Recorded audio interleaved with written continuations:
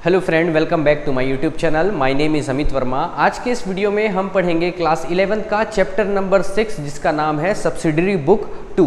तो special purpose subsidiary book हम पहले पढ़ चुके हैं, उसका इंट्रोडक्शन और क्वेश्चन 1 से लेकर 3 तक हम कर लिए हैं। तो जो आज इस वीडियो को फर्स्ट टाइम देख रहा है तो उनसे मैं रिक्वेस्ट करूंगा कि आप पुरानी वीडियो को देखिए, उसके बाद इस वीडियो में आए ताकि आप मेरी बताई हुई हर एक बात को बहुत अच्छे से समझ सकें। और अगर आपको 11th के अकाउंट्स में, इकोनॉमिक्स में, किसी भी चैप्टर में आपको कुछ अगर डाउट होता है, कुछ आपको मुझसे कुछ क्वेश्चंस करना रहता है, तो आप या तो कमेंट के माध्यम से कर सकते हैं या पर यहाँ पर आपको दिख रहा होगा इंस्टाग्राम का पेज, तो उसमें आप फॉलो करके आप जो भी इंक्वायरीज है आप मुझसे पर्सनली कर सकते हैं। ठीक है, तो चलिए स्टार्ट करते हैं क्वेश्चन नंबर 4 करना। और देखिए, स्टार्ट करने से पहले आपको मैं बता दूं, जब डबल कॉलम कैश बुक होगा तो उसमें कैश और बैंक के कॉलम बनेंगे और कॉन्ट्रा एंट्री होगा। तो अभी तक के अगर कोई कॉन्ट्रा एंट्री नहीं सीख पाया है तो एक बार और देखिए, कॉन्ट्रा एंट्री कब होगा? जब पहला कैश डिपॉजिट इनटू बैंक होगा। कैश डिपॉजिट इनटू बैंक, इसका मतलब क्या होगा? अगर इसकी जनरल एंट्री देखा जाए तो कैश जाएगा और बैंक में पैसा आएगा, मतलब हम इसको लिखेंगे bank account debit to cash, और कैश चले गया और बैंक में हमारे पैसा आ गया। और बात करें अगर इसी के डबल एंट्री में हम कैसे लिखेंगे, तो ये हमारा डबल एंट्री का डेबिट साइड है और क्रेडिट साइड है। तो आप क्या करेंगे, ये कैश है, ये बैंक है, ये कैश है और ये बैंक है। तो आप क्या करेंगे, बैंक में पैसा आ गया इसलिए आप यहाँ पर टू कैश लिखेंगे और बैंक में वो अमाउंट को आप लिख देंगे। ठीक है, वो अमाउंट को आप यहाँ पर लिख देंगे। उसके बाद कैश से पैसा चले गया तो आप यहाँ पर बाय बैंक लिख के यहाँ पर कैश में ये अमाउंट को आप यहाँ पर क्रेडिट कर देंगे। ये कब होगा? Bank account debit to cash. आपको बस एक ही बात याद रखना है कि यार बैंक में पैसा आ रहा है तो बैंक में यहाँ अमाउंट लिख दो, और बैंक में अमाउंट लिख दिए हो तो यहाँ पर आपको क्या लिखना है? टू कैश लिखना है। और बात करें कैश चले गया है तो जब जाता है कैश तो हम यहाँ लिख देते हैं, और कैश में आप लिखे हो तो यहाँ पर आप क्या लिख दो? By bank. अब बात करें अगर withdraw cash for office use ऐसा दिया हुआ है, मतलब कि कैश हम विड्रॉ कर रहे हैं ऑफिस यूज के लिए बैंक से, तो एंट्री होगा cash account debit to bank, मतलब कि कैश हमारे पास आ रहा है। तो ऐसे कंडीशन में आप क्या करेंगे, तो ये कॉलम ये डेबिट का है जिसमें कि ये कैश है और ये बैंक है। उसके बाद फिर ये डेबिट कॉलम जिसमें कैश है और बैंक है। तो आपके पास कैश आ रहा है तो आप यहाँ पर अमाउंट लिख दीजिए, और कैश लिखे हैं तो यहाँ पर आप टू बैंक लिख दीजिए। और बैंक से आपके पैसा जा रहा है तो आप यहाँ पर ये बैंक में अमाउंट लिख दीजिए, और बैंक में आप अमाउंट को लिखे हैं तो आप यहाँ पर लिख देंगे बाई कैश। बस इतना ही करना रहता है और कुछ नहीं है। और वाउचर नंबर में हम सी करके गोला लगा देते हैं, और सी का मतलब क्या होता है? Contra entry. ठीक है, तो चलिए हम आगे बढ़ते हैं और करते हैं question number 4।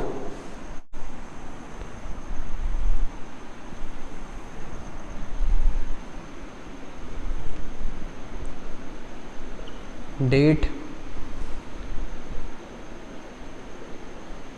Particular voucher number LF cash और ये bank. Same as it is यहाँ पर होगा क्रेडिट साइड में डेट, उसके बाद पर्टिकुलर, यहाँ पर आएगा वाउचर नंबर, यहाँ पर आएगा LF, ये आ जाएगा कैश और ये आ जाएगा बैंक। ठीक, यहाँ पर हम लिख देंगे डबल कॉलम कैश बुक।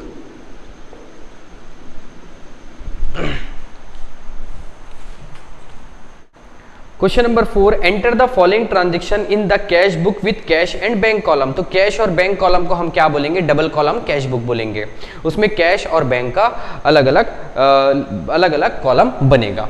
अब उसके बाद देखिए यहाँ पर पहला 1 अप्रैल में दिया हुआ है कैश इन हैंड और बैंक ओवरड्राफ्ट। बैंक ओवरड्राफ्ट का मतलब क्या होता है मैं आपको पिछले वीडियो में बता चुका हूँ। हमारे पास जब करेंट अकाउंट होता है, करेंट अकाउंट एक बिजनेसमैन खुलाता है, जिसमें वो क्या सुविधा मिलता है कि बैंक ओवरड्राफ्ट का। बैंक ओवरड्राफ्ट मतलब ये है अगर आपके अकाउंट में पैसा नहीं है फिर भी आप बैंक से एक उधारी ले सकते हैं, एक शॉर्ट पीरियड के लिए आप लोन ले सकते हैं, ठीक। और ये सुविधा सिर्फ करेंट अकाउंट में होता है, सेविंग अकाउंट में नहीं होता। हमारे और आपके पास सेविंग अकाउंट है, सेविंग अकाउंट में अगर आपके पास एक भी रुपए नहीं है और आप पैसा निकालेंगे एटीएम में जाकर तो एटीएम मशीन से पैसा नहीं निकलेगा, क्योंकि सेविंग अकाउंट में वो सुविधा नहीं होता। तो करेंट अकाउंट में ये सुविधा होता है कि हम डेली बिजनेस ट्रांजेक्शन करते हैं उसमें, और कभी हमको पैसे की जरूरत होती है तो करेंट अकाउंट में हमको ये सुविधा मिलता है कि हमारे पास पैसा नहीं है फिर भी हम अकाउंट से निकाल सकते हैं। तो यहाँ पे बैंक से ओवरड्राफ्ट किया गया है, नाम से ही समझ आ रहा है, ड्राफ्ट मतलब निकालना और ओवर मतलब कि जितना है नहीं उससे ज्यादा निकालना। तो यहाँ पर कितना निकाला गया है 11,400 रुपए। तो हम यहाँ पर 1 तारीख को 1 अप्रैल को यहाँ पर लिखेंगे टू बैलेंस ब्रॉट डाउन, और ये कैश में है 1600 रुपए। और बात करें ओवरड्राफ्ट की तो ओवरड्राफ्ट है तो ये हमारा क्रेडिट साइड आएगा। तो हम यहाँ पर लिखेंगे डेट वही 1 अप्रैल को बाई बैलेंस ब्रॉट डाउन, और ये है हमारा ओवरड्राफ्ट 11,400 रुपए। तो 11,400 रुपए हमको बैंक में अभी पटाने हैं, ठीक है। पैसा हम उससे 11,400 रुपए एक्स्ट्रा निकाल चुके हैं, जितना नहीं था उससे ज्यादा निकाल चुके हैं। अब आते हैं देखिए 6 तारीख को Anil receive a cheque from Anil. एक बात को समझना, यहां पर जब हम डबल कॉलम कैश बुक बनाएंगे तो हमको चेक रिसीव होगा, चेक रिसीव होगा एंड डिपॉजिट सेम डे। अगर सेम डे हमको डिपॉजिट होता तो यहां पर अनिल है तो हम यहां पर टू अनिल लिखते और यहां पर हम क्या कर देते बैंक में उसको लिख देते, बैंक में अमाउंट लिख देते 6,500। लेकिन यहां पर क्या हो रहा है, चेक रिसीव हो रहा है। तो जब हमको चेक रिसीव होगा और हम उसको कुछ दिन बाद बैंक में डिपॉजिट करेंगे, तो जब हमको रिसीव होगा तब हम उसको ऐसा ट्रीट करेंगे कि वो हमारे लिए कैश है, ठीक है। तो हम क्या करेंगे यहां पर 6 तारीख को 6 अप्रैल को लिखेंगे टू अनिल, और यहां पर हम 6,500 रुपए कैश में लिख लेंगे। तो ध्यान से आप मेरी बात को समझो, जब हमको चेक रिसीव होगा और उसी दिन हम अगर डिपॉजिट कर देंगे तो टू अनिल लिखते और सीधा बैंक में लिख देते। लेकिन यहां पर क्या हो रहा है, चेक रिसीव हो रहा है, उसके कुछ दिन बाद हम डिपॉजिट कर रहे हैं। तो जब चेक रिसीव होगा ऐसी स्थिति में तो हम क्या लिखेंगे, टू अनिल लिखेंगे, और हम ये मानेंगे वो जो चेक है वो हमारे पास कैश के रूप में है, 6,500 रुपए कैश में लिख देंगे, ये नियम है। उसके बाद देखिए 10 तारीख को क्या हो रहा है, उस चेक को वापस बैंक में डिपॉजिट किया जा रहा है। तो उस चेक को डिपॉजिट किया जा रहा है तो ये हमारे लिए क्या है, 6,500 रुपए कैश है। अब हम बैंक में जमा कर रहे हैं तो हम यहां पर लिखेंगे 10 तारीख को 10 अप्रैल को हमारे पास से वो कैश चले जाएगा। तो हम यहां पर लिखेंगे बाई बैंक में चले गया वो कैश 6,500 रुपए, मतलब हमारे पास से वो कैश चले गया। हम अनिल से जो चेक मिला था उसको माने थे हम कि वो कैश है। ऐसा कौन बोलता है, तो यार ये हमारा रूल बोलता है डबल कॉलम कैश बुक का कि जब भी आपको चेक रिसीव होगा और उसको कुछ दिन बाद आप डिपॉजिट करेंगे तो आप ये मानना कि वो जो चेक है वो कैश के बराबर है। तो अनिल से हमको मिला कैश 6,500, अब हम उसको 10 तारीख को डिपॉजिट कर रहे हैं बैंक में, तो हमारे पास से पैसा चले जाएगा, मतलब वो चेक चले जाएगा। तो 6,500 रुपए चले गया और यहां पर लिख दिए बाई बैंक, और हमारे पास बैंक में पैसा आ जाएगा। तो जब पैसा आएगा तो यहां पर हम 6,500 रुपए लिखेंगे और 10 अप्रैल को यहां पर लिख देंगे टू कैश, और ये हो जाएगा कॉन्ट्रा एंट्री। यहां पर हम लिख देंगे कॉन्ट्रा एंट्री। क्लियर है। उसके बाद देखिए 11 तारीख को paid to Prabha by cheque, तो हम पेमेंट किए हैं तो पेमेंट करेंगे तो यहां पर आएगा। तो यहां पर लिखेंगे 11 अप्रैल को बाई प्रभा को पैसा दिया गया है, चेक दिया गया है 4,850 रुपए का। उसके बाद है अनिल चेक रिटर्न डिसऑनर। अब 15 तारीख को अनिल का चेक डिसऑनर हो गया। डिसऑनर का मतलब ये होता है कि हमको कितने का चेक मिला था, 6,500 रुपए का चेक मिला था। अब हम अपने बैंक में लगाए होंगे तो हमारा बैंक वाला अनिल का जहां पर अकाउंट है वहां पर वो चेक को भेजा होगा और बोला होगा कि ये अनिल का जो अकाउंट है वहां से 6,500 रुपए आप हमारे जो अकाउंट होल्डर है उसमें आप पैसा डालिए। अब वहां से ये पता चला कि उसके अकाउंट में उतना पैसा है ही नहीं। ऐसी स्थिति में क्या होता है, चेक डिसऑनर हो जाता है। अब डिसऑनर हो गया मतलब कि वापस हमारे पास से वो चेक चले गया। किसको, अनिल को। हम वापस कर दिए कि भाई इसमें तो पैसा ही नहीं है, तो चले गया। तो हम यहां पर 15 तारीख को एंट्री करेंगे 15 अप्रैल को बाई अनिल।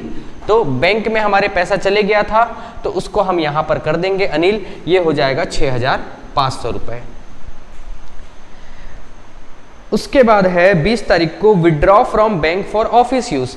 ऑफिस यूज के लिए हम कैश विड्रॉ कर रहे हैं और कैश विड्रॉ करेंगे तो जनरल एंट्री होता है cash account debit to bank, मतलब कैश हमारे पास आ गया।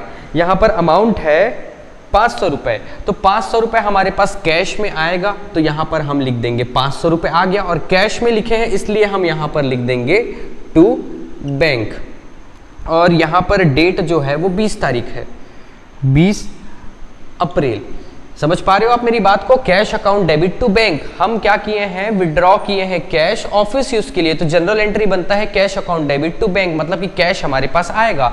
तो कैश आएगा तो हम डेबिट साइड में 500 लिख देंगे और यहां पर कैश में हम लिखे हैं तो यहां पर टू बैंक लिख देंगे। बैंक से हमारे पास पैसा आया और यहां पर बैंक से पैसा चले जाएगा 500 रुपए, तो हम यहां पर क्रेडिट साइड में बैंक कॉलम में 500 रुपए जाने का लिखेंगे। और कहां से गया है, तो ये बाई कैश गया है और इसका डेट जो है वो है 20 तारीख और ये बन जाएगा कॉन्ट्रा एंट्री, इसलिए हम यहां पर सी लिख देंगे। उसके बाद है check receive from Mohan 2,400 rupees. Check receive हुआ है मोहन से हमको 22 तारीख को, तो यहां पर 22 तारीख को हम लिखेंगे टू मोहन। मोहन से हमको चेक रिसीव हुआ है और जब रिसीव होता है उसी दिन डिपॉजिट करते तो बैंक में लिखते, लेकिन सिर्फ रिसीव हुआ है तो हम उस कागज के टुकड़े को, उस चेक को हम ये मानते हैं कि वो कैश है हमारे लिए और हम यहां पर कैश में लिख देंगे 2400 रुपए। अब उसके बाद Mohan cheque was endorsed in favour of Ramlal. अब मोहन के चेक को हम रामलाल को दे दिए। ऐसा होता है हमारे साथ कि हमको एक चेक मिला जिसमें कि पेई जो नाम रहता है वो ब्लैंक है और वो साइन किया हुआ है और कितने का है, 2400 रुपए का। वो ब्लैंक चेक हमको मिला किससे, मोहन से। अब हम क्या किए, हमको किसी और को देना था चेक, मेरे को मिला मोहन से चेक और मेरे को किसी और को देना था 2400, तो वही चेक को मैं दे दूंगा कि ए ले भाई अपना नाम भर लेना और निकाल लेना वो पैसा। इसी को क्या बोलते हैं, एंडोर्समेंट बोलते हैं। तो यहाँ पर एंडोर्स हो गया 2400 रुपए। तो किसको दे दिया गया है ये, तो 27 तारीख को रामलाल को दे दिया गया है। तो यहाँ पर हम 27 तारीख को लिखेंगे बाई रामलाल। और चेक जो हम रिसीव किए रहते हैं वो हमारे लिए कैश रहता है, इसलिए हम यहाँ पर रिसीव चेक को हम कैश में लिखे हैं तो यहाँ से भी हम कैश में उसको क्रेडिट कर देंगे। तो 2400 रुपए यहाँ से भी चले जाएगा। उसके बाद 30 तारीख को है sale tax paid by cheque. Cheque से सेल टैक्स पे किया गया है तो यहाँ पर हम लिखेंगे 30 अप्रैल को बाई सेल टैक्स और चेक से पेमेंट हो रहा है तो यहां पर हम लिखेंगे 350 रुपीज। तो ये हमारा सारा एंट्री कंप्लीट हो गया। अब हम टोटल करना स्टार्ट करते हैं। अगर कैश देखेंगे तो इधर ज्यादा है इस साइड, तो डेबिट साइड को पहले टोटल कर लेते हैं।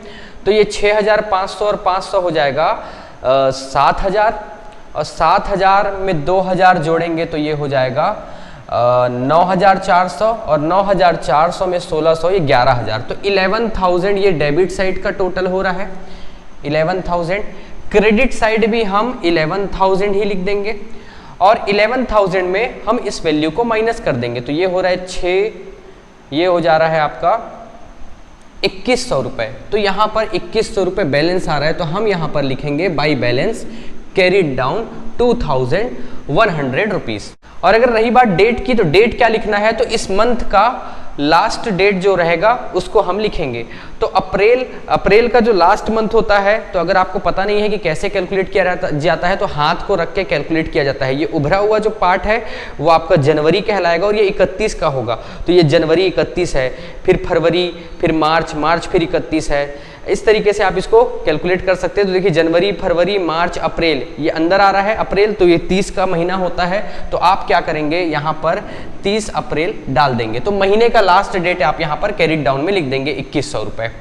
अब देखेंगे कि बैंक में, अगर बैंक की बात करें तो बैंक में क्रेडिट बैलेंस ज़्यादा है और डेबिट बैलेंस कम है। हमारे पास पैसा आया कम है और हम खर्च ज़्यादा किए हैं। इसका मतलब कि ये ओवरड्राफ्ट अभी भी बना हुआ है। अगर हम इसको टोटल करें, इसका टोटल जो आएगा वो आएगा 23,600 रुपये टोटल आएगा। तो जो क्रेडिट साइड में है उसको भी हम यहाँ पर लिख देंगे 23,600 रुपये, और 23,600 रुपये में 23,600 में हम माइनस कर देंगे 6,500 रुपये, तो ये आ जाएगा 17,100। तो इधर बैलेंस आ रहा है, तो हम यहाँ पर लिख देंगे 30 अप्रैल को टू बैलेंस कैरिड डाउन, और ये हो जाएगा 17,100 रुपये। क्लियर है। और लास्ट में हमको क्या करना रहता है, अगले महीने ये वाली वैल्यू यहाँ आ जाएगी। अगले महीने मतलब कि अप्रैल के बाद क्या आएगा, मई आएगा, तो हम यहाँ पर लिख देंगे 1 मई को यहाँ पर आ जाएगा बाई बैलेंस ब्रॉड डाउन, ये हो जाएगा 17,100। और ये जो कैश का बैलेंस है वो आ जाएगा इस साइड हम लिख देंगे 1 मई टू बैलेंस ब्रॉड डाउन 2000, यहाँ पर 2000, सॉरी यहाँ पर कैश है, यहाँ आ जाएगा 2,100 रुपीज़। ठीक है, इतना करके आपको छोड़ देना है। इससे क्या समझ आ रहा है कि स्टार्टिंग में जब ये हम डबल कॉलम कैश बुक बना रहे थे तो स्टार्टिंग में बैलेंस था 1,600 रुपये, और हम मंथ के लास्ट में देख रहे हैं तो हमारे पास कितना रुपए बचा हुआ है, 2,100 रुपये अभी भी कैश है। मतलब अगले महीने जब चालू होगा तो टू बैलेंस ब्रॉड डाउन 2,100 रुपये रहेगा। और अगर रही बात बैंक की देखें तो बैंक में हमारा ओवरड्राफ्ट था। ओवरड्राफ्ट मतलब कि हम जितना बैंक में पैसा नहीं है उससे हम ज़्यादा निकाल लिए हैं। कितना ज़्यादा निकाले हैं, 11,400 रुपये ओवरड्राफ्ट है। और पूरा हम इसको देखें महीने भर तो इससे ये पता चल रहा है अभी भी ओवरड्राफ्ट बना हुआ है 17,100 का, इसलिए फिर वापस ये क्रेडिट में आ जाएगा। अगले महीने बनाएंगे तो ये क्रेडिट साइड दिख रहा है, मतलब कि वो 17,100 रुपये क्या है, बैंक ओवरड्राफ्ट है। और कभी भी कैश जो बैलेंस रहेगा वो कभी क्रेडिट साइड नहीं आएगा, क्रेडिट साइड यहाँ नहीं लिखाएगा, क्योंकि आपके पास पैसा है नहीं और खर्च कर रहे हो, ऐसा पॉसिबल नहीं है यार। बैंक वाला क्रेडिट इसलिए आएगा क्योंकि आप बैंक से शॉर्ट टर्म के लिए लोन ले रहे हो, बैंक ओवरड्राफ्ट। ठीक है, तो चलिए आप स्क्रीनशॉट लेना चाहते हैं तो आप ले सकते हैं। चलिए तो मिलते हैं नेक्स्ट क्वेश्चन में, तब तक के बने रहिए अमित वर्मा चैनल में। Thank you.